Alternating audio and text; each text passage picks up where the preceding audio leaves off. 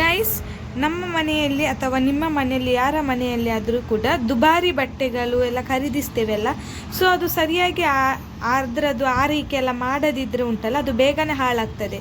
So ಅದಕ್ಕೆ ಕೆಲವು ಒಂದು ಈಸಿಯಾದ ಅಭ್ಯಾಸಗಳನ್ನು, ಅಂದರೆ ಹೇಗೆ ಅದನ್ನು ನೀಟಾಗಿ ಇಡಬೇಕು ಅಂತೇಳಿ, ತುಂಬ ದಿನದವರೆಗೆ ವರ್ಷಗಳವರೆಗೆ ಅದು ಹೊಸದಂತೆ ಕಾಣಬೇಕು ಅಂತೇಳಿ ನಾನು ಕೆಲವು ಟಿಪ್ಸ್ ಹೇಳ್ತೇನೆ ಗೈಸ್. ಸೊ ಈ ವಿಡಿಯೋದಲ್ಲಿ ಬಟ್ಟೆಗಳ ಆರೈಕೆಗೆ ಸಂಬಂಧಿತವಾಗಿ ನಾನು 10 ಅತ್ಯುತ್ತಮ ಟಿಪ್ಸ್ಗಳನ್ನು ಹೇಳ್ತೇನೆ ಈ ವಿಡಿಯೋದಲ್ಲಿ. ಸೊ ಹಾಗಾಗಿ ಈ ವಿಡಿಯೋ ಕೊನೆವರೆಗೂ ನೋಡಿ ಗೈಸ್. ಈ ವಿಡಿಯೋದ ಕೊನೆಗೆ ಉಂಟಲ್ಲ, ಒಂದು ಉಪಯುಕ್ತವಾದ, ಅಂದರೆ ತುಂಬ ಯೂಸ್ಫುಲ್ ಆಗುವಂಥ ಒಂದು ಟಿಪ್ ಇದೆ. ಸೊ ಹಾಗಾಗಿ ಸ್ಕಿಪ್ ಮಾಡದೆ ಸ್ಟಾರ್ಟಿಂಗಿಂದ ಕೊನೆವರೆಗೆ ಈ ವಿಡಿಯೋ ನೋಡಿ ಗೈಸ್. ಓಕೆ, ನಿಮಗೆಲ್ಲರಿಗೂ ಇಷ್ಟ ಆಗ್ಬೋದು. ಸೊ ಹಾಗಾಗಿ ಈ ವಿಡಿಯೋವನ್ನು ಕೊನೆವರೆಗೂ ನೋಡಿ guys. So okay guys, let's start the video guys. So okay guys, welcome back to my YouTube channel. ಎಲ್ಲರೂ ಹೇಗಿದ್ದೀರಾ? ಐ ಹೋಪ್ ಎಲ್ಲರೂ ಚೆನ್ನಾಗಿದ್ದೀರಾ ಅಂತ. ಸೊ ನಾನೀಗ ವಿಡಿಯೋ ಸ್ಟಾರ್ಟ್ ಮಾಡ್ತಿದ್ದೇನೆ ಗೈಸ್. ಸೊ ಟಿಪ್ ನಂಬರ್ 1 ಅಂದರೆ, ನಾನು ಈ ಥರ ಹೇಳ್ತಾ ಹೋಗ್ತೇನೆ ಗೈಸ್. ಅಂದರೆ ನಾನು ಹೇಗೆ ಮಾಡ್ಬೋದು ಅಂತೇಳಿ ನಾನು ಯೋಚಿಸಿ ನಾನು ಕೆಲವು ಟಿಪ್ಸ್ಗಳನ್ನು ಹೇಳ್ತೇನೆ. ಸೊ ನಾನು ಕೂಡ ಹಾಗೆ ಫಾಲೋ ಮಾಡ್ತಿದ್ದೇನೆ. ಸೊ ಹಾಗಾಗಿ ನಾನು ಹೇಳ್ತಾ ಇದ್ದೇನೆ. ನಾನು ಫಾಲೋ ಮಾಡಿ ನನಗೆ ಓಕೆ ಅಂತ ಅನಿಸಿದ ಮೇಲೆ ನಾನು ನಿಮಗೆ ಹೇಳ್ತಾ ಇರೋದು. ಸೊ ಹಾಗಾಗಿ ನಾನು ನಿಮಗೆ ಹೇಳ್ತಾ ಇದ್ದೇನೆ. ನಾವು ಈಗ ಟಿಪ್ ನಂಬರ್ 1, ನಾವೀಗ ಬಟ್ಟೆ ಎಲ್ಲ ಒಗಿಲಿಕ್ಕೆ ಹಾಕ್ತೇವಲ್ಲ ಗೈಸ್. ಸೊ ಆಗ ನಾವೆಂತ ಮಾಡಬೇಕು, ಒಂದು ಬಿಳಿ ಬಟ್ಟೆ ಮತ್ತು ಬಣ್ಣದ ಬಟ್ಟೆಗಳೆಲ್ಲ ಇರ್ತದಲ್ಲ, ಕಲರ್ ಬಟ್ಟೆ ಎಲ್ಲ ಇರ್ತದಲ್ಲ. ಸೊ ಹಾಗಾಗಿ ಅದನ್ನು ನಾವು ಬೇರೆ ಬೇರೆ ಮಾಡಿ ಒಗಿಬೇಕು. ಈಗ ಒಂದೇ ಇದರಲ್ಲಿ ಹಾಕಿದ್ರೆ ಉಂಟಲ್ಲ, ಒಟ್ಟಿಗೆ ಒಗೆದ್ರೆ ಅದು ಬಿಳಿ ಬಣ್ಣಕ್ಕೆ ಅದು ಬಣ್ಣ ಎಲ್ಲ ಆಚೆ ಈಚೆ ಆಗ್ತದೆ, ತಾಗ್ತದೆ. ಅಂದರೆ ಕೆಲವು ಬಟ್ಟೆದು ಬಣ್ಣ ಎಲ್ಲ ಬಿಡ್ತದೆ. ಸೊ ಹಾಗಾಗಿ ಬಿಳಿ ಬಟ್ಟೆಯನ್ನು ಯಾವತ್ತೂ ಅದಕ್ಕೆ ಮಿಕ್ಸ್ ಮಾಡಬಾರ್ದು ಗೈಸ್. ಸೊ ಅದರಿಂದ ಬಿಳಿ, ಕಪ್ಪು ಅಥವಾ ಬಣ್ಣದ ಯಾವುದೇ ಬಟ್ಟೆಯನ್ನು ಸಪ್ರೇಟಾಗಿ ತೊಳೆದಾಕಬೇಕು. ಅದು ಬೆಸ್ಟ್ ನನ್ನ ಪ್ರಕಾರ. ಮತ್ತು ಟಿಪ್ ನಂಬರ್ 2, ಹೆಚ್ಚು ಸೋಪೆಲ್ಲ ಹಾಕಬಾರ್ದು. ಡಿಟರ್ಜೆಂಟ್ ಅಥವಾ ಏನೇ ಆದರೂ ಹೆಚ್ಚು ಹಾಕಬಾರ್ದು. ಅಂದರೆ ಯಾಕೆ ಗೊತ್ತುಂಟ, ಹೆಚ್ಚು ಹಾಕಿದರೆ, ಈಗ ನಾವೆಲ್ಲ ಅಂದ್ಕೊಳ್ತೇವೆ ಓಕೆ ಹೆಚ್ಚು ಹಾಕಿದರೆ ಬೇಗ ಇದು ಎಂತ ಕೊಳೆ ಎಲ್ಲ ಹೋಗ್ತದೆ, ಹಾಗೆ ಹೀಗೆಲ್ಲ ಅಂದ್ಕೊಳ್ತೇವೆ. ಬಟ್ ಅದು ಹಾಗೆಲ್ಲ ಗೈಸ್. ಹಾಗೆ ಜಾಸ್ತಿ ಡಿಟರ್ಜೆಂಟ್ ಎಲ್ಲ ಹಾಕಬಾರ್ದು. ಹಾಗೆ ಲಿಮಿಟೆಡಲ್ಲಿ ಸ್ವಲ್ಪ ಸ್ವಲ್ಪ ಹಾಕಿ ಬಟ್ಟೆ ಎಲ್ಲ ವಾಶ್ ಮಾಡಬೇಕು. ಯಾಕೆಂದರೆ ಅದರದ್ದು ಶೈನಿಂಗ್ ಎಲ್ಲ ಹೋಗಿ ಉಂಟಲ್ಲ, ಜಾಸ್ತಿ ಹಾಕಿದರೆ ಅದರದ್ದು ಸೋಪು ಏನಾದರೂ ಇದ್ದರೆ ಅದರಲ್ಲಿ ಉಳಿತದೆ, ಮತ್ತು ಅದರದ್ದು ಶೈನಿಂಗ್ ಎಲ್ಲ ಹೋಗ್ತದೆ, ಮತ್ತು ಬಟ್ಟೆ ಕೂಡ ಉಂಟಲ್ಲ ಬೇಗ ಹಾಳಾಗ್ತದೆ. ಸೊ ಹಾಗಾಗಿ ಅದರದ್ದು ಕ್ವಾಲಿಟಿ ಕೂಡ ಬೇಗನೆ ಕಡಿಮೆ ಆಗ್ತದೆ ಗೈಸ್.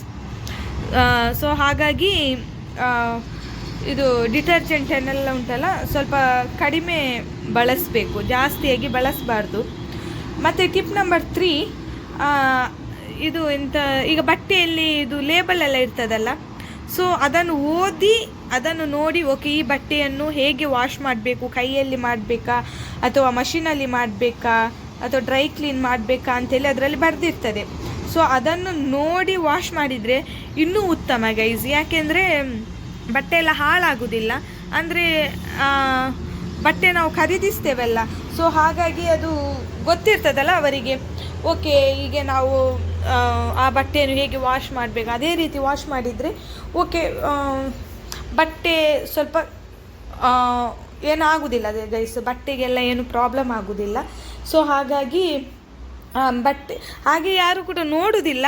ಆದರೂ ಕೂಡ ಒಂದು ಹೊಸ ಕಾಸ್ಟ್ಲಿ ಬಟ್ಟೆ ಎಲ್ಲ ತರಿಸಿದ್ರೆ ಉಂಟಲ್ಲ, ನಾವು ನೋಡಬೇಕಾಗ್ತದೆ ಗೈಸ್. ನೋಡಿ ಅದನ್ನು ಹಾಗೆ ವಾಶ್ ಮಾಡಬೇಕು. ಅಂದರೆ ಸುಮ್ಮನೆ ಕಾಸ್ಟ್ಲಿ ಬಟ್ಟೆ ತಂದು ಮತ್ತೆ ಹಾಳಾಗ್ತದಲ್ಲ, ಹಾಗಾಗಿ ಈಗ ನಾರ್ಮಲ್ ಆಗಿ ತಂದರೆ ಓಕೆ ಪರವಾಗಿಲ್ಲ. ಈಗ ಆದರೆ ಹೊಸ ಬಟ್ಟೆ ತಂದಮೇಲೆ ಸಪ್ರೇಟಾಗಿ ಇದು ವಾಶ್ ಮಾಡಬೇಕು, ಅದೊಂದು ಮಾಡಬೇಕು. ಮತ್ತು ಇದು ಲೇಬಲ್ ಆದರೂ ಈಗ ಪರವಾಗಿಲ್ಲ. ಆದರೆ ಕಾಸ್ಟ್ಲಿ ಬಟ್ಟೆ ಎಲ್ಲ ತಂದರೆ ಉಂಟಲ್ಲ, ಅದರದ್ದು ಲೇಬಲ್ ಎಲ್ಲ ಓದಿ ಹಾಗೆ ವಾಶ್ ಮಾಡಬೇಕು ಗೈಸ್. ಇಲ್ಲಾಂದರೆ ಅದರದ್ದು ಫುಲ್ ಎಲ್ಲ ಅಂದರೆ ಬಟ್ಟೆ ಬೇಗ ಹಾಳಾಗ್ತದೆ ಗೈಸ್. ಸೊ ಹಾಗಾಗಿ. ಮತ್ತು ಟಿಪ್ ನಂಬರ್ 4, ಬಟ್ಟೆ ಎಲ್ಲ ವಾಶ್ ಮಾಡಬೇಕಾದ್ರೆ ಜೀನ್ಸ್, ಟೀ ಶರ್ಟ್ ಮತ್ತು ಕೆಲವು ಪ್ರಿಂಟ್ ಎಲ್ಲ ಇರ್ತದಲ್ಲ, ಅಂಥ ಬಟ್ಟೆಗಳನ್ನು ವಾಶ್ ಮಾಡಬೇಕಾದ್ರೆ ಉಲ್ಟ ಪಲ್ಟ ಅಂದರೆ ಒಳಗೆ ಅಂದರೆ ಉಲ್ಟ ಪಲ್ಟ, ನಿಮಗೆ ಅರ್ಥ ಆಯ್ತು ಅಂತೇಳಿ ಅಂದ್ಕೊಳ್ತೇನೆ. ಆ ಥರ ಮಾಡಿ ವಾಶ್ ಮಾಡಬೇಕು ಗೈಸ್. ಆವಾಗ ಅದರದ್ದು ಪ್ರಿಂಟ್ ಎಲ್ಲ ಉಂಟಲ್ಲ ಜಾಸ್ತಿ ಕಾಲ ಉಳಿತದೆ.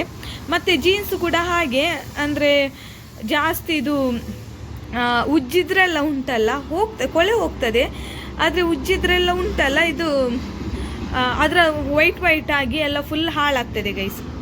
ಸೊ ಹಾಗಾಗಿ ಅದೊಂದು ಗೈಸ್.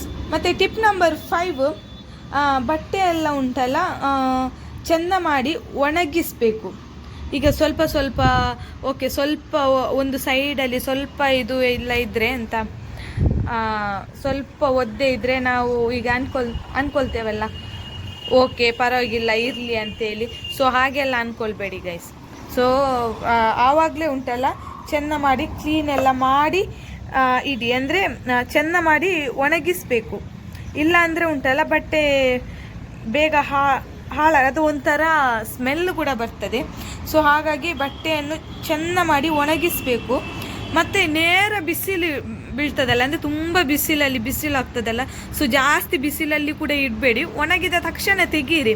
ಅಂದರೆ ಜಾಸ್ತಿ ಬಿಸಿಲಿಗೆ ಹಾಕಿದ್ರೆ ಉಂಟಲ್ಲ ಬಣ್ಣ ಕೂಡ ಹೋಗ್ತದೆ, ಅದರದ್ದು ಕಲ್ಲರ್ ಎಲ್ಲ ಹೋಗ್ತದೆ, ಬೇಗ ಹಾಳಾಗ್ತದೆ. ಮತ್ತು ನೆರಳಿನಲ್ಲಿ ಇದು ಒಣಗಿಸಿದರೆ ಬಣ್ಣ ಎಲ್ಲ ಅಷ್ಟು ಏನು ಆಗೋದಿಲ್ಲ. ಎಕ್ಸ್ಪೆಷಲಿ ಇದು ಮನೆಯಲ್ಲಿ ಹಾಕುವಂಥ ಬಟ್ಟೆ ಎಲ್ಲ ನಾವು ಡೈಲಿ ವಾಶ್ ಮಾಡುವಂಥದ್ದಲ್ಲ. ಸೊ ಹಾಗಾಗಿ ಅದರದ್ದು ಬಣ್ಣ ಎಲ್ಲ ಹೋಗ್ತದೆ. ಸೊ ಹಾಗಾಗಿ ಸ್ವಲ್ಪ ದಿನ ಬರಲಿ ಅಂತೇಳಿ ಅಂದ್ಕೊಂಡ್ರೆ ಉಂಟಲ್ಲ, ನೀವು ಆ ಥರ ಮಾಡ್ಬೋದು. ಜಾಸ್ತಿ ಬಿಸಿಲಲ್ಲಿ ಇದು ಮಾಡಬೇಡಿ, ಆವಾಗಲೇ ತೆಗೀರಿ. ಒಣಗಿದ ತಕ್ಷಣ ತೆಗೀರಿ. ಮತ್ತು ಅದು ಸಂಜೆವರೆಗೆ ವೆಯ್ಟ್ ಮಾಡೋದು ಅದೆಲ್ಲ ಮಾಡಬೇಡಿ ಗೈಸ್, ಬೇಗ ತೆಗೀರಿ. ಇದು ಬಿಸಿಲಿಗೆ ಉಂಟಲ್ಲ, ತುಂಬ ಬಿಸಿಲಿದ್ದ ತಕ್ಷಣ ತೆಗೀರಿ ಅದನ್ನು ಬಟ್ಟೆ ಎಲ್ಲ. ಇಲ್ಲಾಂದರೆ ಅದರದ್ದು ಕಲ್ಲರ್ ಎಲ್ಲ ಹೋಗ್ತದೆ ಗೈಸ್, ಮತ್ತು ಹಾಳಾಗ್ತದೆ. ಸೊ ಹಾಗಾಗಿ. ಮತ್ತು ಟಿಪ್ ನಂಬರ್ 6 ಎಂತ ಅಂದರೆ, ಈಗ ನಾವು ಚಹಾ, ಕಾಫಿ ಅಥವಾ ಜ್ಯೂಸ್ ಏನೇ ಆಗಲಿ, ಎಣ್ಣೆನ ಪದಾರ್ಥ ಎಲ್ಲ ಮಾಡುವಾಗ ಎಣ್ಣೆ ಅದೆಲ್ಲ ಈಗ ಬೀಳ್ತದಲ್ಲ ಬಟ್ಟೆಯಲ್ಲಿ. ಸೊ ಅದನ್ನು ದಿನಗಟ್ಟಲೆ ಫುಲ್ ಡೇ ಇಡುವುದು, ಓಕೆ ಮತ್ತೆ ತೊಳಿಯುವ ಅಂತೇಳಿ ಇಡುವುದು ಅಥವಾ ನಾಳೆ ತೊಳಿಯುವ ಅಂತೇಳಿ ಇಡುವುದು, ಹಾಗೆಲ್ಲ ಮಾಡಬೇಡಿ ಗೈಸ್. ಒಂದು ವೇಳೆ ನಿಮಗೆ ಹಾಕಿದ ಬಟ್ಟೆಯನ್ನು ಪುನಃ ತೆಗಿಲಿಕ್ಕೆ ಕಷ್ಟ ಆದರೆ ನೀವು ಅಲ್ಲೇ ಸ್ವಲ್ಪ ತೊಳೆದು ಬಿಡಿ. ಅಂದರೆ ಅದು ಕಲೆ ಏನುಂಟಲ್ಲ ಹಾಗೆ ಇಟ್ಟರೆ ಮತ್ತು ಅದು ತುಂಬ ಜಾಸ್ತಿ ಆಗ್ತದೆ, ಮತ್ತು ಅದು ಕಲೆ ಕೂಡ ಹೋಗುವುದಿಲ್ಲ ಗೈಸ್. ಹಾಗಾಗಿ ಎಷ್ಟು ನಿಮಗೆ ಸಾಧ್ಯ ಆಗ್ತದೆ ಅಷ್ಟು ಬೇಗ ವಾಶ್ ಮಾಡಿ ಹಾಕಬೇಕು ಗೈಸ್. ಆವಾಗ ಅದು ಕಲೆ ಉಂಟಲ್ಲ ಪರ್ಮನೆಂಟಾಗಿ ಉಳಿಯುವುದಿಲ್ಲ, ಅದು ಆವಾಗಲೇ ಹೋಗ್ತದೆ. ಇಲ್ಲಾಂದರೆ ಅದು ಪರ್ಮನೆಂಟಾಗಿ ಉಳಿತದೆ. ಮತ್ತು ಟಿಪ್ ನಂಬರ್ 7ಅಲ್ಲಿ ಇದು ಅಲಮಾರಿ ಉಂಟಲ್ಲ, ಅಂದರೆ ಕಬೋರ್ಡ್ ಎಲ್ಲ ಉಂಟಲ್ಲ, ಅದನ್ನೆಲ್ಲ ನಾವು ಕ್ಲೀನ್ ಮಾಡಿ ಇಡಬೇಕು. ಅದರಲ್ಲಿ ಇದು ಅಟ್ಲೀಸ್ಟ್ ಒಂದು ವಾರಕ್ಕೊಮ್ಮೆ ಆದರೂ ಅಥವಾ ಗಜ್ಜಲು ಬಿಜಿಲಿ ಎಲ್ಲ ಆಗ್ತದಲ್ಲ, ಆವಾಗ ಅದನ್ನು ತೆಗಿಬೇಕು, ಚೆಂದ ಮಾಡಿ ಫೋಲ್ಡ್ ಮಾಡಿ ಇಡಬೇಕು. ಮತ್ತು ವಾರಕ್ಕೆ ಒಮ್ಮೆ ಆದರೂ ಉಂಟಲ್ಲ ಆ ಕಬೋಟನ್ನು ಅಟ್ಲೀಸ್ಟ್ ನಿಮಗೆ ಟೈಮ್ ಇರುವಾಗ ಅದನ್ನು ಓಪನ್ ಮಾಡಿ ಇಡಬೇಕು ಗೈಸ್. ಯಾಕೆ ಗೊತ್ತಾ, ಅದಕ್ಕೆ ಸ್ವಲ್ಪ ಆದರೂ ಗಾಳಿ ಹೋಗಬೇಕು. ಅಟ್ಲೀಸ್ಟ್ ಒಂದು ವಾರದಲ್ಲಿ ಒಮ್ಮೆ ಆದರೂ ಅದು ಓಪನ್ ಮಾಡಿ ಇಡಬೇಕು ಕಬೋಟನ್ನು, ಆವಾಗ ಅದಕ್ಕೆ ಗಾಳಿ ಹೋಗ್ತದೆ. ಗಾಳಿ ಹೋದರೆ ಸ್ವಲ್ಪ ಒಳ್ಳೆ ಇದು ಅಂತ ಸ್ಮೆಲ್ ಎಲ್ಲ ಬರುವುದಿಲ್ಲ. ಇಲ್ಲ ಅಂದರೆ ಅದು ಸ್ಮೆಲ್ ಎಲ್ಲ ಬಂದು ಉಂಟಲ್ಲ, ಅದು ಒಂಥರ ಸ್ಮೆಲ್ ಬರ್ತದೆ ಗೈಸ್, ಅದು ಒಂಥರ ಹುಣ್ಣು ಆ ಥರ ಎಲ್ಲ ಆಗ್ತದೆ. ಸೊ ಹಾಗಾಗಿ ನೀವು ಆದಷ್ಟು ಆ ಥರ ಮಾಡಲಿಕ್ಕೆ ಟ್ರೈ ಮಾಡಿ ಗೈಸ್. ಆ ಥರ ಮಾಡಿದರೆ ಉಂಟಲ್ಲ ಸ್ವಲ್ಪ ಬಟ್ಟೆ ಕೂಡ ಸ್ವಲ್ಪ ಒಳ್ಳೆ ಸ್ಮೆಲ್ ಕೂಡ ಒಳ್ಳೆ ಇರ್ತದೆ. ಇಲ್ಲದ್ರೆ ಸ್ಮೆಲ್ ಬರಲಿಕ್ಕೆ ಸ್ಟಾರ್ಟ್ ಆಗ್ತದೆ ಗೈಸ್. ಮತ್ತು ಹೀಗೆ ಟಿಪ್ ನಂಬರ್ 8ಅಲ್ಲಿ ಬಟ್ಟೆಗಳನ್ನೆಲ್ಲ ಉಂಟಲ್ಲ ಸರಿಯಾದ ರೀತಿಯಲ್ಲಿ ಮಡಚಿ ಇಡಬೇಕು ಗೈಸ್. ಸ್ವೆಟರ್ ಮತ್ತು ಟೀ ಶರ್ಟ್ಗಳನ್ನೆಲ್ಲ ಉಂಟಲ್ಲ ಅದನ್ನೆಲ್ಲ ಮಡಚಿ ಇಡಬೇಕು. ಮತ್ತು ಶರ್ಟ್, ಸೀರೆ ಎಲ್ಲ ಉಂಟಲ್ಲ ಅದನ್ನು ಹ್ಯಾಂಗರಲ್ಲಿ ಹಾಕಿದರೆ ಉಂಟಲ್ಲ ಇದು ಅಂತ ಪ್ಲೇಸ್ ಸ್ವಲ್ಪ ಜಾಸ್ತಿ ಸಿಗ್ತದೆ. ಈಗ ನೀವು ಸಾರಿ ಮಡಚಬೇಕಾದ್ರೆ ಸಾರಿ, ಬ್ಲೌಸು, ಸ್ಕರ್ಟ್ ಎಲ್ಲ ಒಂದೇ ಅಂದರೆ ಸಾರಿಯಲ್ಲೇ ಈ ಥರ ಮಡಚಿ ಇಟ್ಟು ಹ್ಯಾಂಗರಲ್ಲಿ ಹಾಕಿದರೆ ಉಂಟಲ್ಲ ಇನ್ನೂ ಉತ್ತಮ ಗೈಸ್. ಅದು ಅಂದರೆ ಒಂದರಲ್ಲೇ ಆಗ್ತದೆ, ಮತ್ತು ನಿಮಗೆ ಹುಡುಕ್ಬೇಕಂತಿಲ್ಲ. ಇದು ಓಕೆ ನನಗೆ ಅದು ಸಾರಿ ಸಿಕ್ಕಿದರೆ ಬ್ಲೌಸ್ ಸಿಗೋದಿಲ್ಲ ಆ ಥರ ಎಲ್ಲ ಇರ್ತದಲ್ಲ, ಸೊ ಹಾಗಾಗಿ ಹುಡುಕ್ಬೇಕಂತಿಲ್ಲ. ಸೊ ಹಾಗಾಗಿ ಒಂದೇ ಇದರಲ್ಲಿ ಹ್ಯಾಂಗರಲ್ಲಿ ಹಾಕಿ ಇಡಿ ಗೈಸಸ್, ಸ್ಕರ್ಟ್ ಬ್ಲೌಸ್ ಎಲ್ಲ.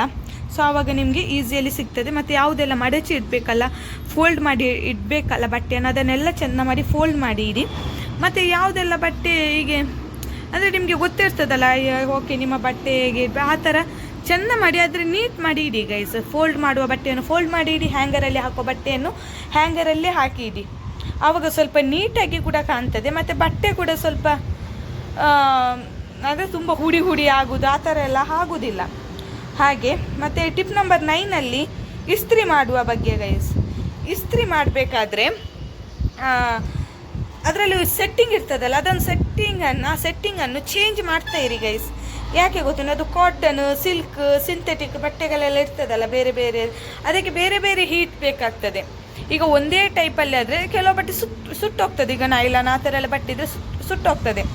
ಸೊ ನಾನು ಎಂತ ಮಾಡ್ತೇನೆ ಅಂತ ಹೇಳಿದರೆ, ಒಂದು ವೇಳೆ ನೈಲಾನ್ ಬಟ್ಟೆ ಅಂದರೆ ತುಂಬ ಇದು ಆಗಿದ್ದರೆ, ನೈಲಾನ್ ಬಟ್ಟೆ ಆ ಥರ ಏನು ಆಗೋದಿಲ್ಲ, ಒಂದು ವೇಳೆ ಆದರೆ ನಾನು ಏನು ಮಾಡ್ತೇನೆ ಅಂತ ಹೇಳಿದರೆ, ನೈಲಾನ್ ಬಟ್ಟೆಯನ್ನು ಇಸ್ತ್ರಿ ಹಾಕಬೇಕಲ್ಲ ಅದನ್ನು ಕೆಳಗಡೆ ಇಡ್ತೇನೆ, ಅದರ ಮೇಲ್ಗಡೆ ಒಂದು ಕಾಟನ್ ಇದು ಬಟ್ಟೆ ಇಡ್ತೇನೆ, ಆಮೇಲೆ ಅದರ ಮೇಲ್ಗಡೆ ನಾನು ಇಸ್ತ್ರಿ ಹಾಕ್ತೇನೆ. ಇಲ್ಲದಿದ್ದರೆ ಅದು ನನಗೆ ಅದರದ್ದು ಸೆಟ್ಟಿಂಗ್ ಹಾಕಿ ಇಸ್ತ್ರಿ ಮಾಡಿದರೂ ಕೂಡ ನನಗೆ ಅಷ್ಟು ಇದು ಆಗೋದಿಲ್ಲ, ಅಂದರೆ ಭಯ ಆಗ್ತದೆ ಎಲ್ಲಿ ಅದು ಸುಟ್ಟೋಗ್ತದೆ ಅಂಥೇಳಿ. ಸೊ ಹಾಗಾಗಿ ನಾನು ಆ ಥರ ಮಾಡ್ತೇನೆ. ನಿಮಗೆ ಬೇಕಾದರೆ ನೀವು ಆ ಥರ ಮಾಡಿ ನೋಡಿ ಗೈಸ್.